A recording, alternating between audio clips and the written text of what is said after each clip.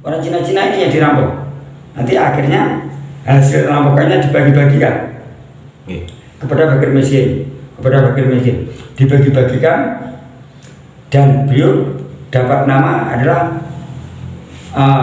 maling atau pencuri dermawan. Nah, Berandal Lokajaya ini juga sebagai berandal yang dermawan gitu. Nah itu, tapi terus terjadi terus. Bahkan beliau sampai jalan kaki menelusuri gunung bukit. Nah, akhirnya beliau melihat atau ketemu dengan seorang orang tua membawa tongkatnya seperti emas, lihat. Nah, tongkat seperti emas. Nah, ada emasnya itu tongkatnya itu. Direbut. Nggak tahu yang direbut ini orang yang sakti. Nah, gitu. Direbut, akhirnya direbut kena, tapi setelah kena hilang emasnya. Emasnya di pergelangan tongkat ini emasnya hilang. Kembali seperti biasa ini. Di atas kayu biasa. Di kayu biasa, udah nggak emas lagi. Nah, terus nyembah. Kalau yang di film-film gitu kan, Sunan Bonang kan roboh. Nah, roboh. Saya nggak bicarakan di situ. Saya hanya mengatakan kalau tongkat itu direbut, lalu emasnya hilang, berganti dengan kayu biasa. Nah, itu. Akhirnya Sunan Kalijaga ditanya, kamu minta apa? Kamu minta emas. Kalau minta emas ditunjukkan. Nunjuk nggak pakai jari, tapi nunjuknya pakai tongkatnya ini. Nah, ini ke kamar kolang kaling, ada kolang kaling. Pohon aren. Kolang kaling itu aren. Kolang kaling jadi emas. Akhirnya setelah didekati berubah. Batas emas. Berubah jadi kolang kaling biasa aja. Akhirnya mengejar. Loh, emas kalau buat di rambut orang PNKB mas buatan enggak Kiai, saya minta ilmunya sampean. Nah, ternyata saya minta ilmunya saja.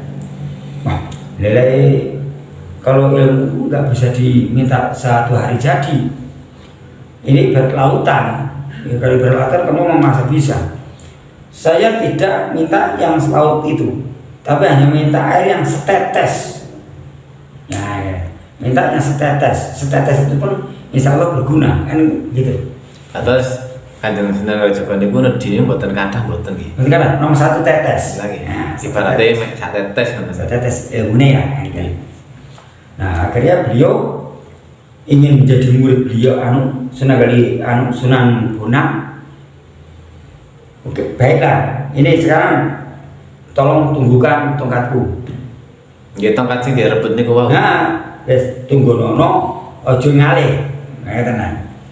Aja ngalih yen aku durung teko. Ditunggoni, Mas. Ditunggoni, yo nek pikir kali nunggoni. Ditunggoni sampai 3 tahun.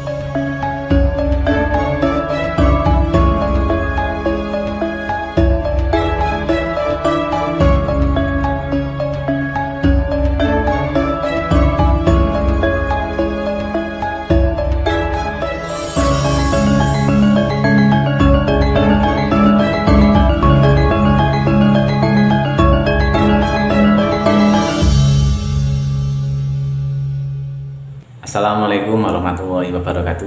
Waalaikumsalam warahmatullahi wabarakatuh. Siang ya. Alhamdulillah. Alhamdulillah. Niki sing ngulas Kanjeng Sunan Kalijaga memang. Mulai alit mengkali ya napa, Man? Oke. Sebelumnya ucapkan bismillahirrahmanirrahim. Assalamualaikum warahmatullahi wabarakatuh. Waalaikumsalam warahmatullahi wabarakatuh. Bismillahirrahmanirrahim. Alhamdulillahirabbil alamin. Wa bihi nasta'inu wa ala umuri dunya waddin la haula wala quwata illa billahil aliyyil azim. Rabbi shrahli sadri wa yassirli amri wahlul 'uqdatam min lisani yafqahu qawli. Saya ucapkan selamat menjalankan ibadah puasa kepada seluruh pemirsa YouTube dimanapun Anda berada. Dan jangan lupa like dan subscribe untuk Sekar Media. Oke, matur nuwun. Dan untuk Sunan Kalijaga ini ya, Sunan Kalijaga ini sebetulnya putra dari Adipati Tuban yang bernama Raden Saur atau Tumenggung Wilwatikta. Nah, Tumenggung Wilwatikta ini sebetulnya juga masih turunan dari Ranggalawi, dari Arya Teja III, Arya Teja III, Arya Teja II, Arya Teja I, Ronggolawe, terus Arya Wiraraja, kan gitu, urutannya gitu. Terus tasih darah-darah ningrat. Turunan, udah keturunannya, turunannya ningrat sudah. Bukan ningratan, tapi ningrat. Ningrat asli ya. Ningrat asli. Kalau kita ini kan ningratan. Lahirnya ning darat. Terus Raden Saur memimpin, sebetulnya bijaksana Mas beliau, memimpin Kadipaten di Tuban ini. Beliau sangat bijaksana sekali. Beliau juga seorang Muslim. Terus pun Islam. Islam. Beliau juga Islam, keluarganya semua Islam. Okay. Makanya dari kecil putra putrinya diajarkan agama Islam semuanya. Dan putra putrinya Raden Saur ini adalah Raden Sahid dan Raden Ayu Dewi Rasa Wulan. Nah, Dewi Rasa Wulan. Ya, Dewi Rasa Wulan. Dan Raden Said, bukan Raden Said. Kalau Raden Said Mangkunegoro itu. Terus namine asline Kanjeng Sunan Kalijaga menika Raden Said atau Pangeran Tuban. Nggih. Nah, namanya setelah jadi wali namanya banyak. Gantos. Iya, Gantos. Dan beliau ini juga bermainnya juga seperti anak-anak yang lain, anak-anak kampung itu. Bahkan beliau juga sering keluar Kadipaten sampai ke kampung-kampung. Jadi melihat langsung Mas, rakyatnya melihat langsung rakyat. Kehidupan rakyat jelata lah. Dia masih kecil itu udah punya pikiran untuk punya kasihan sama rakyat-rakyatnya, kasihan sekali. Akhirnya itu memang udah tertanam rasa kebangsaan, rasa kemanusiaan. Nah, rasa kemanusiaan ini sudah tertanam dari kecil. Lama-lama bahkan sampai beliau sampai ke Jejaka, sampai udah dewasa. Beliau tetap Mas sama tetap nggak berubah dengan sifatnya itu nggak berubah, tetap merasa masih rendah hati beliau. Masih rendah hati, bahkan sering sekali membantu warga. Bahkan ada yang kekurangan ekonomi diambilkan dari gudang dari kadipatennya ayahnya, diambil tiap hari Mas, diambil. Tiap hari diambil. Disukakan tiang-tiang itu. Akhirnya beliau juga lama-kelamaan ketahuan. Lama-lama ketahuan, terdengar juga di telinganya ayahnya. Akhirnya beliau dihukum. Dan diusir dari Kabupaten Tuban. Dan diancam juga sama ayahnya ini, diancam. Kamu tidak boleh kembali ke Tuban, tidak boleh kembali ke Kadipaten Tuban, dan jangan sekali-sekali menginjakkan kakimu di Kadipaten Tuban sebelum kamu bisa hafal Al-Quran dan suaramu bisa mengguncangkan bumi Tuban. Nah ini tuh Mas, janjinya Mas. Tapi beliau juga tetap sabar, juga meninggalkan istana juga. Tapi yang ditemui di perjalanan ini selalu banyak yang seperti perampasan, perampokan, dan sebagainya. Makanya mesin-mesin ini tetap dirampok juga sama berandal-berandal yang lain. Akhirnya Sunan Kalijogo atau Raden Said ini membuat atau membuat topeng. Membuat topeng dan menjadi berandal, namanya berandal Lokajaya. Nah, berandal Lokajaya. Tapi beliau ini yang dirampok bukan orang-orang yang miskin itu, tapi justru orang kaya, khususnya orang Cina. Waktu itu banyak youtuber, banyak orang Cina, Mas. Nah, orang Cina ini yang dirampok. Nanti akhirnya hasil rampokannya dibagi-bagikan kepada fakir miskin, dibagi-bagikan, dan beliau dapat nama adalah maling atau pencuri dermawan. Nah, berandal Lokajaya ini juga sebagai berandal yang dermawan gitu. Nah itu, tapi terus terjadi terus. Bahkan beliau sampai jalan kaki menelusuri gunung bukit. Nah, akhirnya beliau melihat atau ketemu dengan seorang orang tua. Orang tua membawa tongkatnya seperti emas, lihat. Nah, tongkat seperti emas. Nah, ada emasnya di tongkatnya itu. Direbut. Nggak tahu yang direbut ini orang yang sakti. Nah, gitu. Direbut, akhirnya direbut kena. Tapi setelah kena hilang emasnya. Emasnya di pergelangan tongkat ini emasnya hilang. Kembali seperti biasa ini. Di atas kayu biasa. Seperti kayu biasa, udah nggak emas lagi. Nah, terus nyembah. Kalau yang di film-film gitu kan, Sunan Bonang kan roboh. Nah, roboh. Saya nggak bicara di situ. Saya hanya mengatakan kalau tongkat itu direbut, lalu emasnya hilang, berganti dengan kayu biasa. Nah, akhirnya Sunan Kalijaga ditanya, kamu minta apa? Kamu minta emas. Kalau minta emas ditunjukkan, nunjuk nggak pakai jari, tapi nunjuknya pakai tongkatnya ini. Nah, ini ke kamar Kolang Kaling, ada Kolang Kaling. Pohon aren. Kolang Kaling itu aren. Kolang Kaling jadi emas. Akhirnya setelah didekati berubah. Batas emas. Berubah jadi Kolang Kaling biasa aja. Akhirnya mengejar.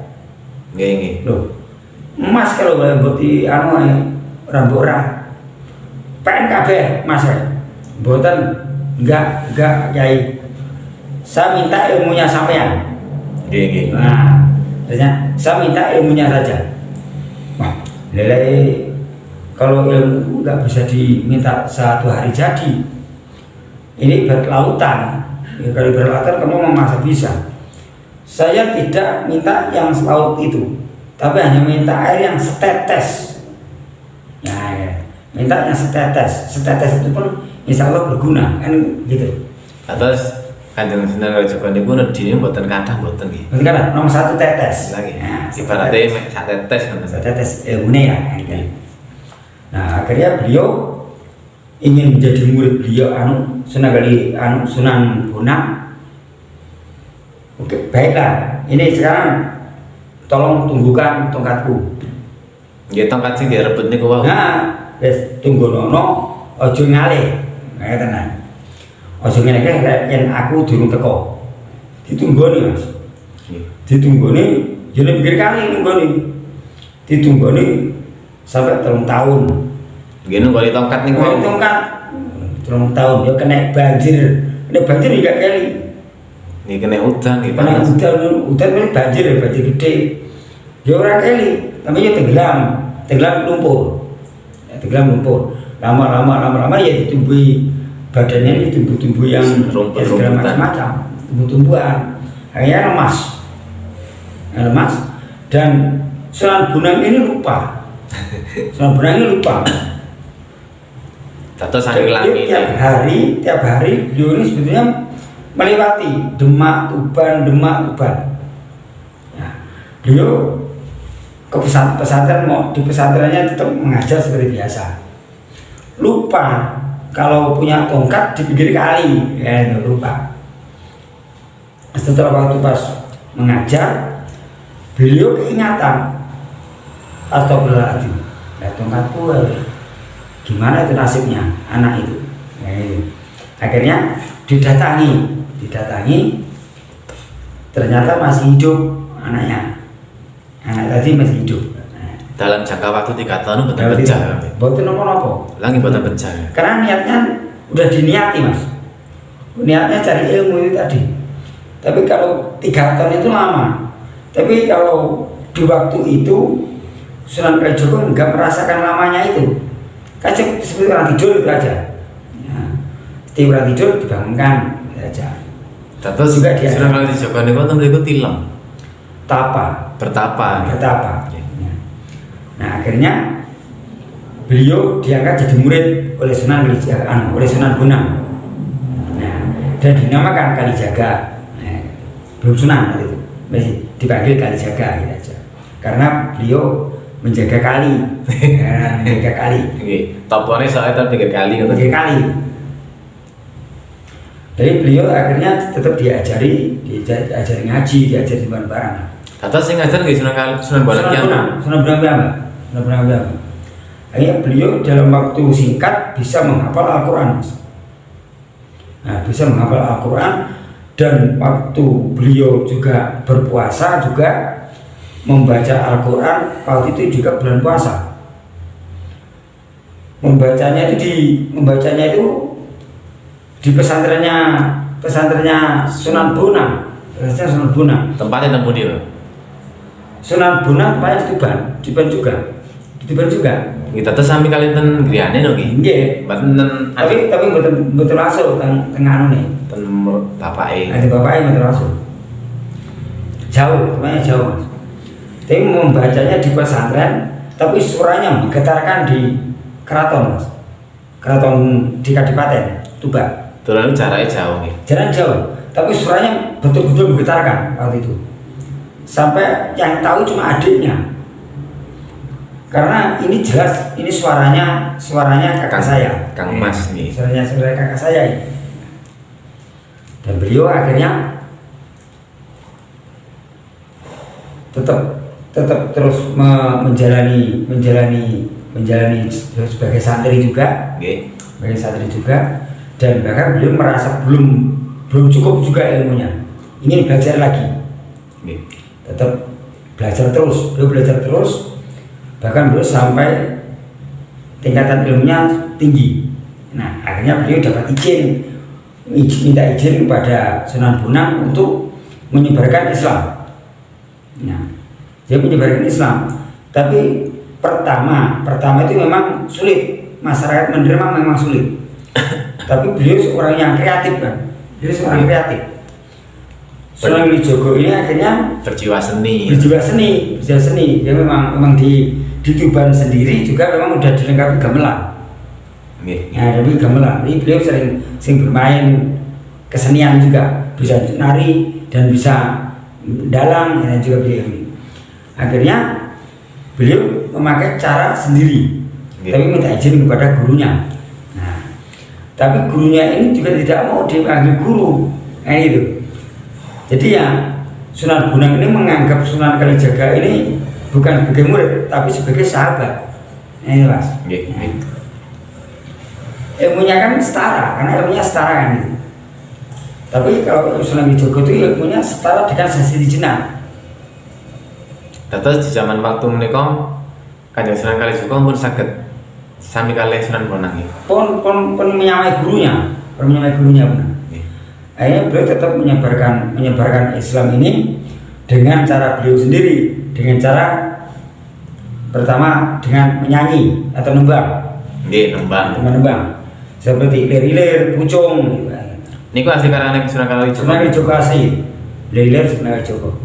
Nggih ngantos sakniki ta sih. Dan juga beliau akhirnya untuk memanggil masyarakat ini dengan gamelan. Nah, dengan gamelan akhirnya masyarakat ini yang senang dari gamelan akhirnya datang. Dan gamelan Sunan Kalijaga ini ada namanya mas. Nama dari gamelan Sunan Kalijaga ini dinamakan gamelan sekaten. Sekaten ini adalah tidak lain adalah nama Sahadat Tail. Nah, jadi masyarakat yang datang tanpa disuruh tanpa apa udah mendekat. Akhirnya diajaklah membaca syahadat tadi. Jadi saya datang diajak membaca syahadat. Siapa yang datang membaca syahadat. Secara nggak langsung masuk Islam. Gitu. Nah akhirnya nanti beliau melakukan ceramah baru ceramah agama gitu. Lain hari lagi beliau memainkan wayang juga. Wayang ini pun dia bukan membuat sendiri. Wayang ini adalah buatan atau ciptaan dari Sunan Giri. Oh, nggih. Kalau Sunan Kalijogo itu cuma sebagai dalang saja. Nah, sebagai dalang saja. Yang membuat wayang adalah Sunan Giri. Maka wayang itu dinamakan nama ringgit karena Sunan Giri yang menganggit atau yang membuat. Nah, gitu. Nggih. Nah, dan Sunan Kalijaga ini dengan cara-cara beliau, cara mendekatkan diri kepada masyarakat, beliau dengan cara-cara yang lain dari yang lain. Saged luwes ngoten. Ya, gitu. Dengan pakaiannya pun juga tetap pakai pakaian kejawen, tidak merubah sebagai tidak kelihatan seperti wali yang lain, gitu. Tetap memakai sorjan, blangkon. Beliau juga melakukan tradisi-tradisi di Jawa ini tidak dihilangkan. Nah, justru beliau menambah lagi. Nah, contoh kalau ada pengantin atau pernikahan, beliau diberi atau diadakan lagi seperti kembar mayang. Dan kembar mayang, kenapa nama kembar mayang? Karena bentuknya sama. Nah, kembar mayang ini namanya sebetulnya ada namanya sendiri, bukan kembar mayang. Nah, ada yang menyebutnya namanya Kembang Wijoyo Kusumo. Nah, ada lagi yang namanya Cangkok Wijoyo Mulyo. Ada lagi yang menamakan selain itu ada lagi namanya Ronggo Sejati, Kembang Ronggo Sejati. Nah, atau sing ngrangke ki apa nggih saking Sunan Kalijogo. Makanya namanya yang dibuat dari janur. Dari janur, dari Janmo dan Nur. Nah, Janmo akhirnya kan kita. Dan nurnya Gusti Allah gitu. Dan di kembar mayang ini ada macam-macam bunga atau daun. Satu, daun beringin. Beringin ini kalau kita bahasa Arab namanya roin.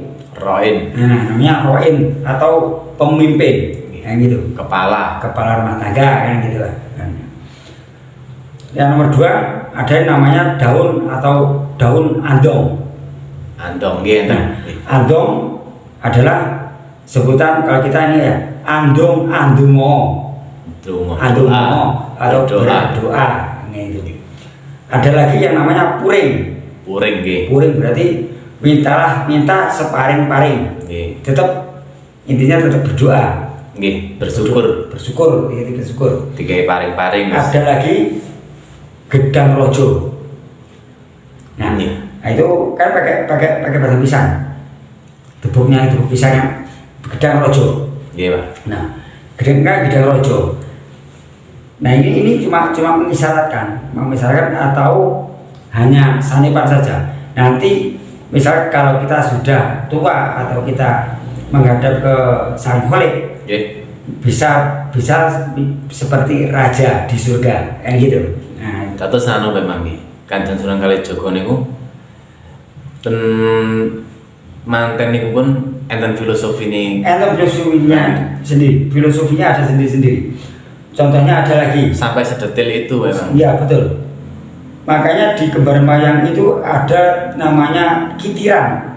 Ada kitiran, itu ada namanya kitiran atau namanya roda. Nah, roda kan bukan dunia ini berputar. Tetap karena hari demi hari ini kita waktu tetap berjalan. Gitu. Terus ada manuan. Enten Ada manuan. Jadi kalau di Jawa Tengah udah. Kalau kita burung ini melambangkan kayak kita suami istri lah. Melambangkan nanti kalau suaminya cari nafkah nanti dikasihkan ke istrinya, kan gitu. Sama dengan burung ini nanti kalau dia sedang hamil atau mau bertelur, yang suaminya ini atau membuatkan yang jantan ini nanti keluar dari sarangnya mencari makan, nanti pulang dikasihkan ke yang betina tadi. Lain dengan ayam. Kalau ayam, kalau yang babonnya mau bertelur, dia cari perempuan lagi. Nah, kemudian gitu. Bedanya nih gue, filosofi ini Kanjeng Sunan Kalijaga niku umpami diselami dalam, memang pengertiannya bagus mas, banyak bagus. ilmunya. Bagus. Ilmu sebenarnya juga gimana ya? Ilmunya juga tinggi juga dia ini. Atas enten sing sakniki zaman samnika ya nanti. Damel ngoten niku kuno. Bid'ah, syirik. Nah, niku dados tiyangnya justru yang kuno itu mas. Justru yang kuno itu yang lebih berharga. Nggih, maksudnya berharga. Dados sing tiyang sing sajang ngoten niku dados mboten mengerti filosofi ini Kanjeng Sunan Kalijaga. Ya belajar sih. Nggih, maksudnya ngoten. Dados ngene enten sing sumerep filosofi ini ngeten. Ada lagi kalau manten. Nah, manten ini kan pasti melempar suruh. Suruh itu ada 2 mas, yang perempuan membawa 1, yang laki-laki membawa 1. Nah, dan yang laki-laki ini membawa suruhnya namanya bantal, bukan gantal. Kalau orang-orang namanya gantal, sebetulnya namanya bantal karena suruh yang digulung seperti bantal guling dinamakan bantal. Tapi berhubung Mbah Buyut dulu kalau membuat sambil ngumut susul, dia dipanggil cucunya, Mbah, gaya apa? Gaya gantal. Dia kedengarannya gantal. Padahal namanya bantal. Gitu. Ini bantalan. Soalnya kali nyusur. Yang satu namanya gundang tutur, yang satu namanya gundang kasih. Nah itu namanya ada namanya sendiri mas. Nah, dan Sunan Kalijaga ini tetap tidak membuang adat atau budaya di Jawa seperti bakar minyak atau dupa. Nah, karena begini prinsipnya atau keyakinan dari Sunan Kalijaga ini begini, Rasulullah senang dengan bersihan dan harum, itu senang ya, wangi-wangian. Memang di Quran memang disebutkan, tapi tidak disebutkan bentuk, jenis dan bentuk. Nah, tidak disebutkan jenis sebetulnya tidak disebutkan. Memang boleh ya, tapi tidak disebutkan namanya. Bahkan kalau alasan beliau, alasan dari Sunan Kalijaga ini, menyan ini bisa untuk mengharum ruangan. Kalau zaman dulu atau zaman nenek moyang dulu, menyan untuk berdoa, untuk mengantarkan doa lewat asapnya. Begitu kalau dulu. Tapi kalau Sunan Kalijaga enggak. Kalau Sunan Kalijaga justru untuk ngomong di pengharum ruangan. Jadi wangi lah. Nah, makanya saya diganti kapur barus. Diganti kapur barus. Gitu. Lagi enten lah. Sama saniki bakar menyan, bakar dupa, sirih, bid'ah. Lah terus ngoten niku ngilang-ngilangi tradisi Jawa. Ngoten ya. Iya. Karena waktu itu Sunan Kalijaga tetap melakukan itu dan ada yang tanggung jawab. Penanggung jawabnya ada. Yaitu penanggung jawabnya Sunan Kalijaga berdakwah dengan cara seperti itu, yang bertanggung jawab adalah Sunan Bonang sendiri. Gurunya piyambak. Nah, dan Sunan Bonang sendiri juga tetap memantau dari jauh. Memantau dari jauh, bahkan sampai mendirikan Masjid Agung Demak. Itu bersama-sama beliau ikut juga. Bahkan waktu itu Sunan Kalijaga sudah punya santri. Nah, santri-santrinya Sunan Kalijaga ini dari beberapa daerah, banyak, terutama di Madura ya banyak. Nah, di Madura banyak murid-muridnya Sunan Kalijaga ini. Dan beliau selalu berkeliling.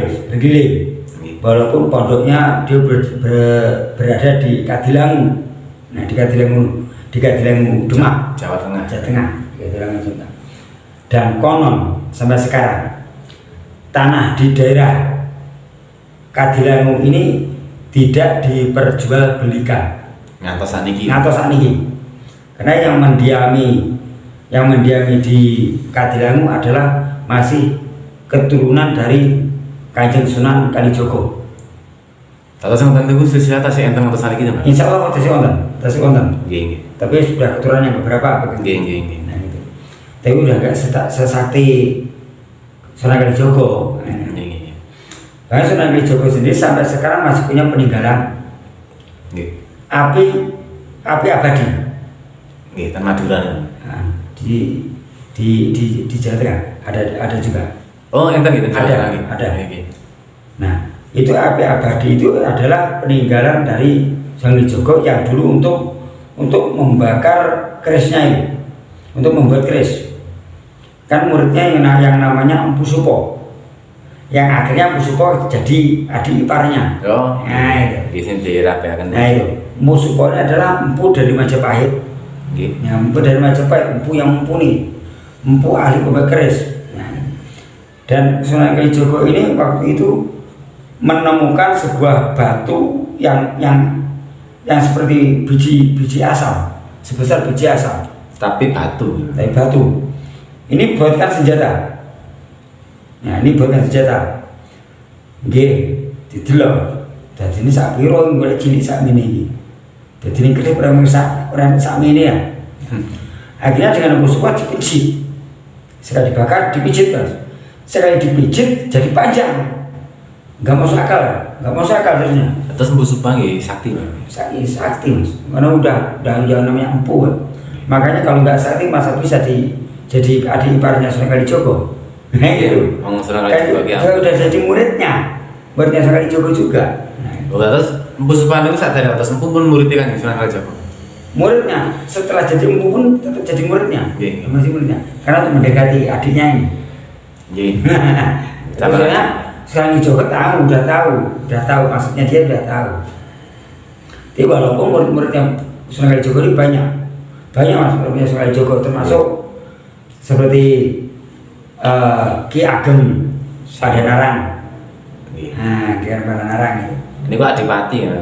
Itu adipati juga. Akhirnya beliau juga menjadi Sunan juga. Jadi Sunan Bayat.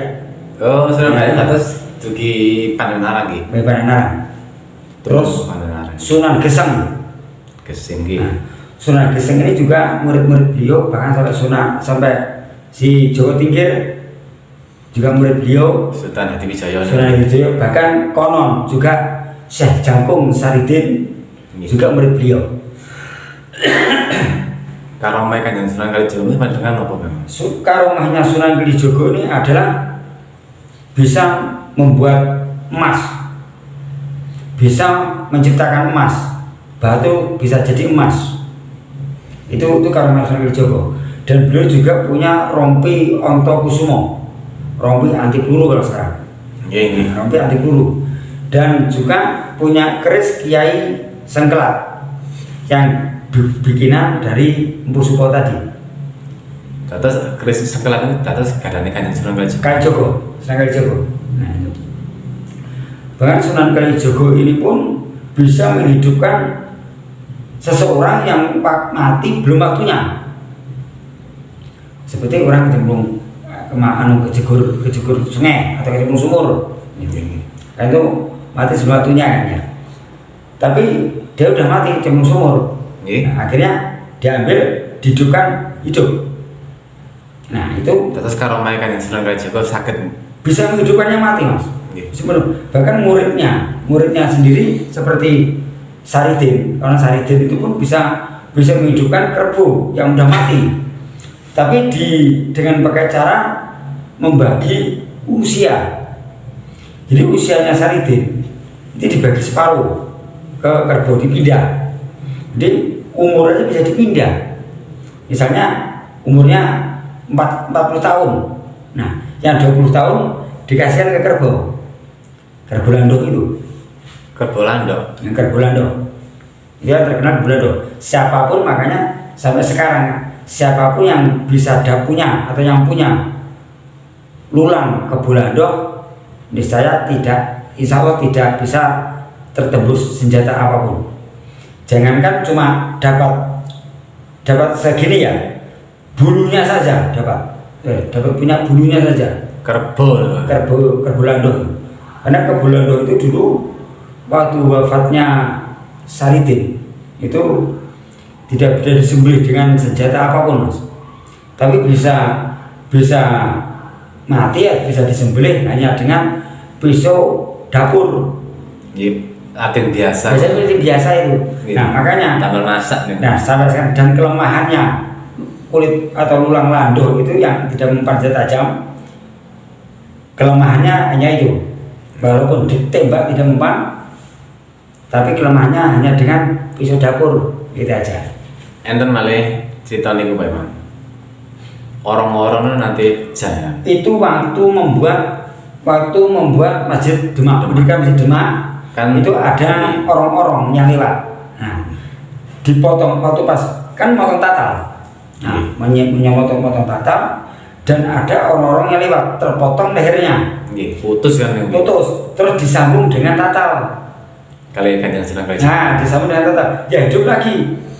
Kita buktikan sekarang kalau ada, buktikan. Tapi kalau sudah nanti dekatkan, dia mendekat sendiri Bang. Sampai potong guys, dasi sampai potong, potong. Jano, kok balik mana? Balik nanti siji mana? Tapi ya enak, tatal ini jero ya ono Mas. Tatal sini gulu mau ya ono sampai saiki. Sini taman nyambung dulu kayu jati ya. Entah kayu jati nggak tahu apa enggak, waktu itu nggak tahu. Yang jelas pakai tatal. Yang jelas juga kalau dilihat dari tiangnya yang di museum itu kayu jati. Lagi. Kayu jati, tapi kayu jati pilihan. Nah, kayu jati pilihan yang saya. Nah, itu semua wali kan punya soko guru di Masjid Demak Agung, di Masjid Agung Demak ini semua punya. Semua punya. Dan Sunan Kalijogo sendiri ya, juga tidak lain daripada yang lain. Daripada yang lain lah, daripada yang lain. Yang lain utuh bulat, tapi beliau malah yang tatal ini disambung-sambung. Dia punya filosofi adalah hanya dengan kalau satu nggak bisa bersatu kan. Kalau satu kita tetap nggak bisa jadi apa-apa. Tapi kalau semua antar kecil-kecil tadi disatukan menjadi kekuatan yang luar biasa. Gitu. Sama-sama kan Sunan Kalijogo sudah punya filosofi persatuan dan kesatuan. Nanti gitu. Saat ini kita terus Pancasila sila ketiga nih. Nah, itu betul. Nah, dan akhirnya Sunan Kalijogo sendiri dengan dibantu oleh gurunya atau Sunan Bonang, dan Sunan Bonang bertanggung jawab dengan apa yang dilakukan Kanjeng Sunan Kalijogo waktu itu. Apapun selama tidak membahayakan tetap didukung sama Sunan Bonang. Bahkan walaupun beliau dapat tantangan, dapat protes dari wali-wali yang lain, tapi kecuali wali-wali ini, kecuali yang 8 tadi loh, yang satu ini tetap mendukung ya. Kayak Sunan Kudus ini tetap memprotes, enggak setuju. Kalau Sunan Kudus ini sunannya kaya Mas, Sunan kaya itu, karena kekayaannya juga di mana-mana waktu itu. Nah, beliau juga sebagai panglima perang waktu itu. Tapi Sunan Kalijogo juga menjadi imam, dan seperti itu. Mudah-mudahan bermanfaat untuk kita semua, dan saya ucapkan selamat menjalankan ibadah puasa. Wallahu muwaffiq ila aqwamit thoriq. Wassalamualaikum warahmatullahi wabarakatuh.